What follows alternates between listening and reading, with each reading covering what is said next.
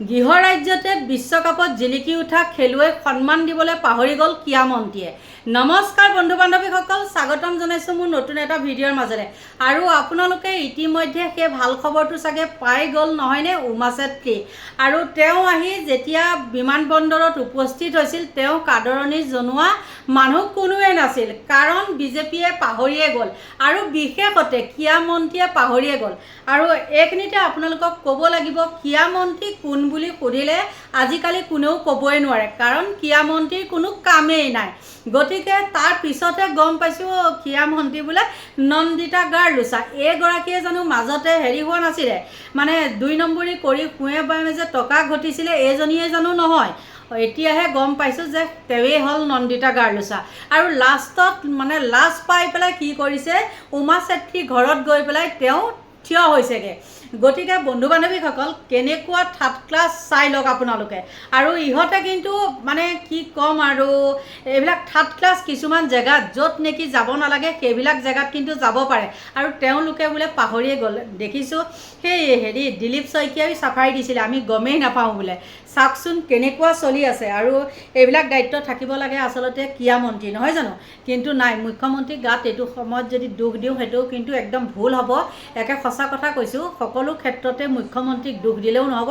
আৰু এইটো বিষয়ৰ ওপৰত আচলতে থাকিব লাগিব মন কাৰ, ক্ৰীড়া মন্ত্ৰীৰ। গতিকে তেওঁলোকৰ বিজেপি ভিতৰ চোৱাতে এতিয়া লাগিছে, কিছু লোকে লাজ পাইছে, লাজ পাই পেলাই বহুত সমালোচনা কৰিছে। তাৰপিছতো এজন বহুত পুৰণা কৰ্মী, আৰু সেই কৰ্মীজনে তেওঁ নিজৰ দল হ'লেও তেওঁ সেই কথাখিনি ক'বলৈ পাহৰা নাই।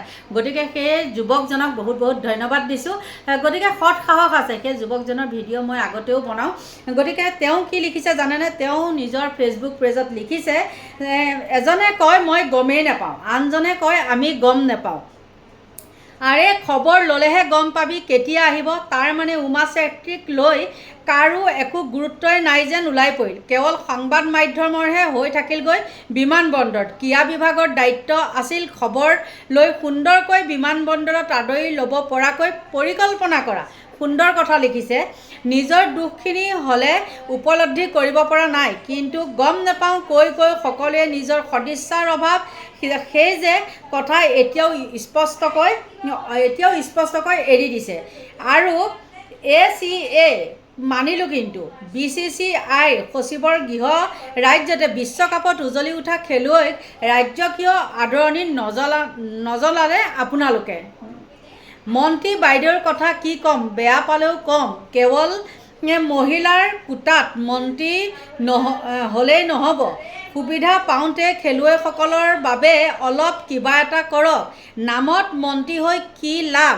আমাৰো সন্দেহ আছে আপুনি উমাৰ বিষয়ে কিমান দূৰ জানে। দিনটো ধিক্কাৰ গৰিহণাৰ পিছত এনে মানুহক দেখুৱাই খবৰ ল'বলৈ গৈ লাভ নাই। মই অকণমান আগত ক'লোৱে, যি নেকি বোকাঘাটৰ ঘৰত তেওঁ গৈ উপস্থিত হৈছে। সঁচা আন্তৰিকতা কেতিয়া গম পোৱা গ'লহেঁতেন, যদিহে বিমানবন্দৰত ৰাজকীয় আদৰণিত জনালেহেঁতেন উমা চেত্ৰীক ক্ৰীড়া বিভাগে। কেৱল টকা চাকৰি দিলেই নহয়, ৰাজকীয় আদৰণি বেলেগ এটা উৎসাহজনক কাম। নে উমা চেত্ৰীক গোৰ্খা সম্প্ৰদায় বুলি গুৰুত্ব নিদিলে আপোনালোকে? বেলেগ ৰাজ্যৰ খেলুৱৈবোৰক কেনেকৈ আদৰণি জনালে পাৰিলে অলপ চাব দেই আমাৰ মন্ত্ৰীসকলৰ লগতে ACA। এইবোৰ কাৰণতে চৰকাৰখনক মানুহে বেয়া পাই আছে। আৰু এই কথাখিনি লিখিছে কোনে আপোনালোকক একে শেষত ক'ম, কাৰণ এইখিনিতে আপোনালোকক আৰু দুটামান তেওঁক দিয়া কমেণ্ট মই কৈছোঁ শুনক। এই পালি নেতাসকল কোন দিশত গৈ আছে বাৰু? শাসকীয় দলটো দিশহাৰা হৈ পৰিছে, সেইটো এটা ক'লে। আৰু এজনে কৈছে সঁচা কথা দাদা, উমা চেত্ৰীলৈ আন্তৰিক ধন্যবাদ দিলে। আৰু ইহঁতে নিজৰ ৰাজনৈতিক লাভালাভ আৰু ব্যক্তিগত স্বাৰ্থৰ বাহিৰে একোৱেই নাজানে, তেনেকৈ এজনে লিখিলে। BCCI উচ্চ পদবীত আছিল দেখোন আমাৰ অসমৰ এজন।